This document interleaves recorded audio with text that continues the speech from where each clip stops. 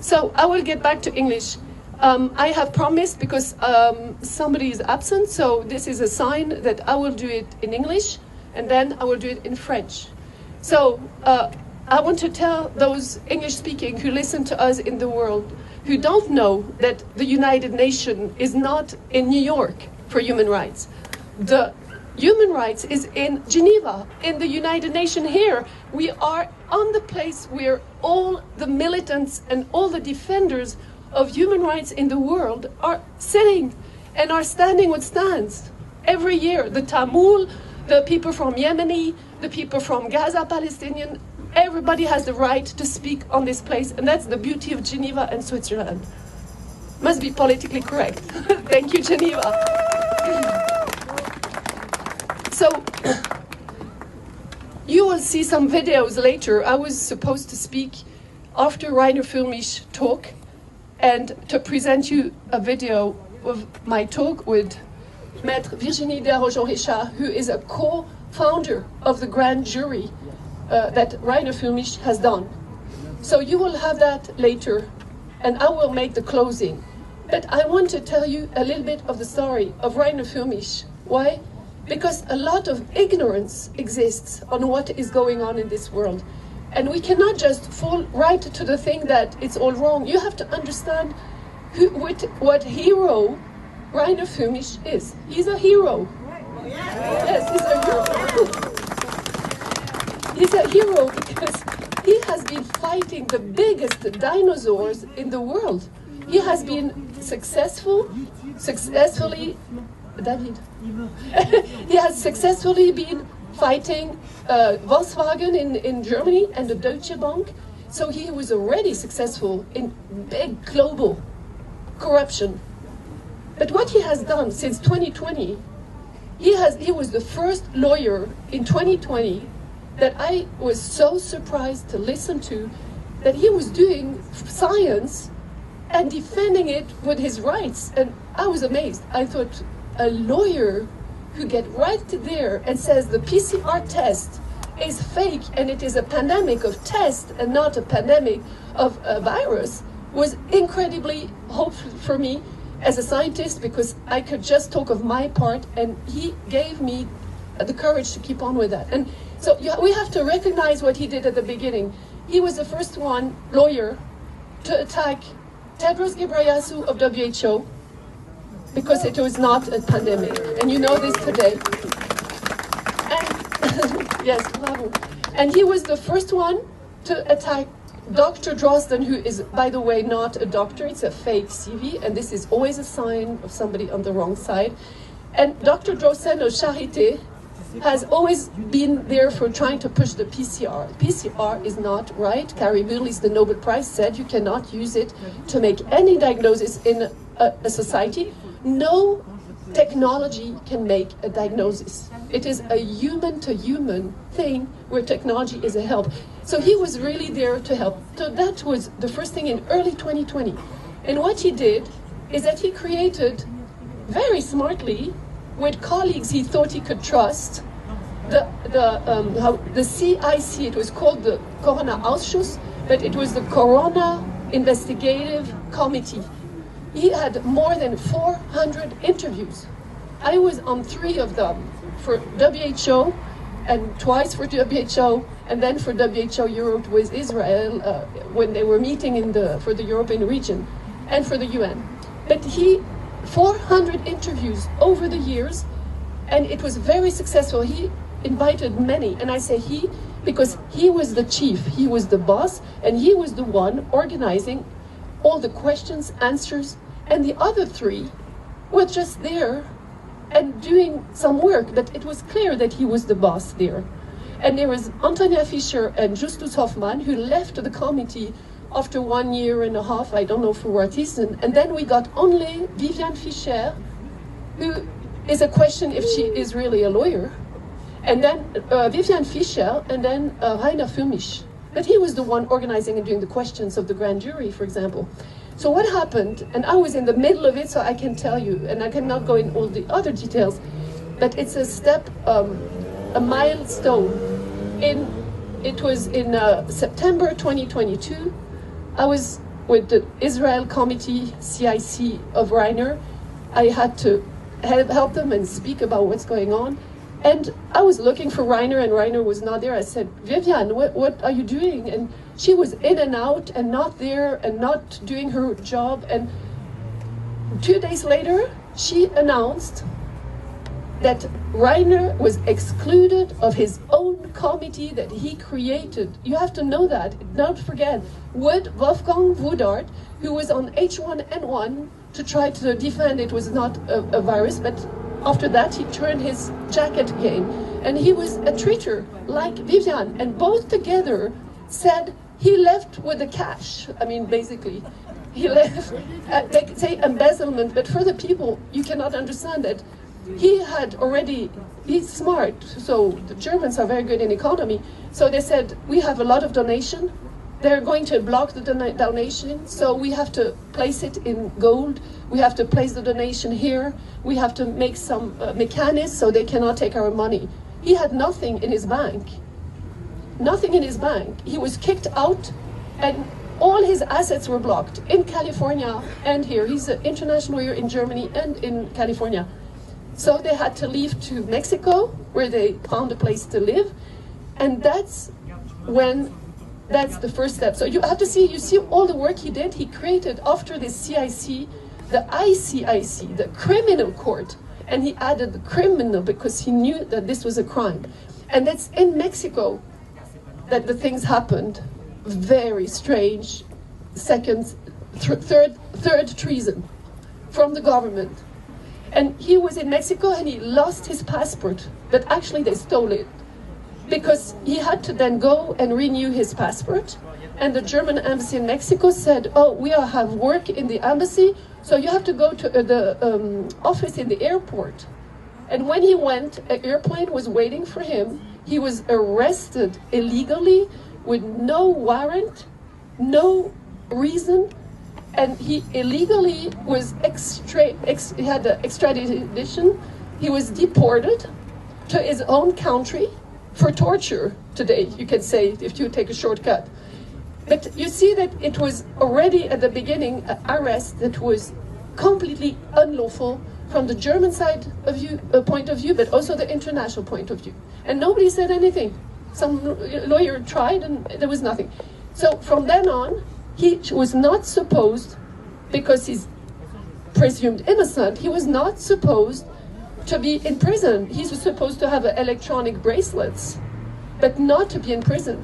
And from then on, it became very strange. So you have to know those steps. It was an arbitrary, the second unlawful thing after the arrest and extradition is that it was an arbitrary detention. I say this word because those are words of the United Nations. Arbitrary detention is a crime. You cannot do that. So the only way, because Germany cannot do anything against Germany, is not moving, is to go to the European Court and then to go to the UN. But now we have to go directly to the UN because it is not even moving at European, and I have to tell you why. So he was innocent, electric bracelet, and he was put in the highest security prison. Again, why? He's presumed innocent. What did he do? He was treated like a criminal, but with the other prisoner. Then he started to help the other prisoner to see how justice in his life is always there. And what the big step is that he was proven innocent. They found out the government was setting him up in Mexico, that we could see before, but then started an illegal, and that's another thing, unfair trial. That's a UN thing. Unfair trial and public hearing. The process and the procedure are illegal internationally. And this is why when they stepped at his birthday in May and they started saying that he cannot be together with the other prisoner and he put him in forced isolation, that was another step. And the last step today is torture. And torture is not just physical. Torture, even the smallest affection to the dignity of human being, to make him kneel, to make him have chain, is torture. The definition of torture, go and see it. It is very important. So the UN term is, and we put it in the poster that you see somewhere here, it is torture and cruel, inhuman and degrading treatment. This is what the United Nations Commission of Human Rights talks all the time. And Germany, Rosdorf prison, I have a suspicion, is already on the radar for illegal and forced imprisoning, because even Reiner Fuellmich is saying it. So we need to see what we can do with that, and we are many lawyers to say, no, I'm not a lawyer, but I'm supporting them because they don't know the mechanism of the UN. And I know that, and when we live in Geneva, I have friends here, we know the system, and they need us, so we have to help them. And so this is something to bring, because it's the last thing we put on the poster, corrupted justice. And it is massive, not only justice, massive violation of human rights. I think many others have talked about human rights, but it is massive. It is not only in the Charter of the United Nations, it is all the rights to speak, the right to housing, the right to fair trial, the right to expression. He actually is keeping freedom in his mind because he speaks. And you will listen to his video, is very good. He is keeping his freedom of position, of spirit, very high spirit and very strong. So you see that he is free within a judicial system that imprisons him. And that's where I'm going to quote Franz Kafka. Franz Kafka is a philosopher who wrote a book on the trial. He's German. And I was looking for a quote. And he said, it's in the nature of this judicial system, and he was in Germany, that one is condemned not only in innocence, but also in ignorance. Because if people don't know, they cannot say it is not good. What you're doing is an act of knowledge and a fight against ignorance. And I'm going to add, it is also condemning not only in innocence, but also in ignorance. It is also in organized kidnapping, in intentional cruelty and torture. And it is intentional. The lawyers can prove it. You have to say that. It is on the breach of all ethical conditions to do no harm. They're doing harm, no benefits. They don't let him decide, and there is not fair justice. So also the ethics. And we often say it's Kafkaian. It is much more than Kafkaian. It is an arrest in his own country. Can you imagine? You are arrested, deported to your own country, which has suffered the World War II by the Nazi, and you are treated with people who act like Nazis. It is incredibly Kafkaian. It's crazy. Also, they betrayed everything. His colleagues, he's betrayed by his own lawyers, the system of law, in wrong procedures at the tribunal, in wrong in the prison, in wrong conditions, in wrong in the treatment. I mean, I can keep on. In refusing that he's sick, so the doctor cannot come. He wanted to say he's sick, and he said, no, you're not sick, you cannot have a doctor. So that's not fair. And by the judges and the tribunals, there is no respect for Reiner as a lawyer, and his lawyers themselves are not respected and are threatened. You cannot get worse. So there is a paradox in this. If you see the craziness, is that he's, for me, a prisoner of war, because he has all the elements of a prisoner of war. I've worked with the Yemenis on their prisoners, and it is exactly the same. And the worst is he's prisoner of war of his own country that created the Tribunal of Nuremberg, and they are violating all the points of the Nuremberg trial. Can you see how crazy this is? So what I think is that divinely, if I could say, Reiner is helping us all to have a better world, because he is revealing the unlawful law. So it is a battle of law against law.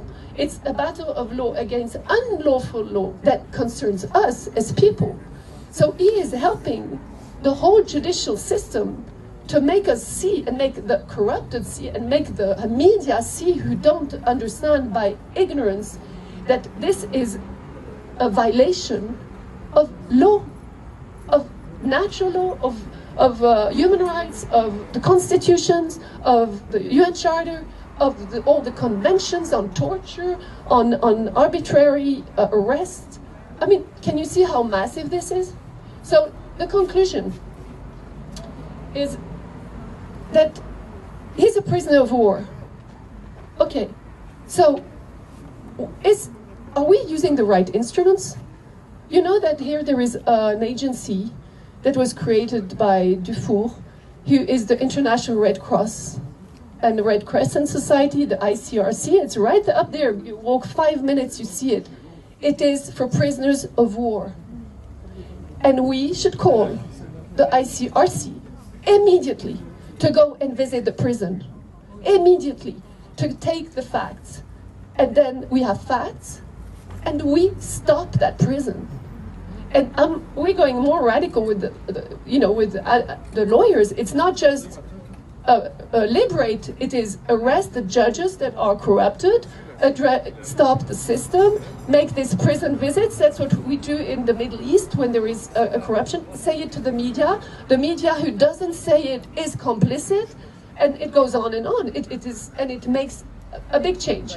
So we request, as you said, I could listen from the car, but it was a bit, I think they have hacked the computer. We request his immediate release of prison, as a hero, and we request that at the same time, the list of corrupted judges and in the tribunal be arrested too. Yes, thank you. It's a Kafka judgment. Second, we have to request, as he is liberated, immediately a fair trial process to declare his innocence, to re-establish his reputation.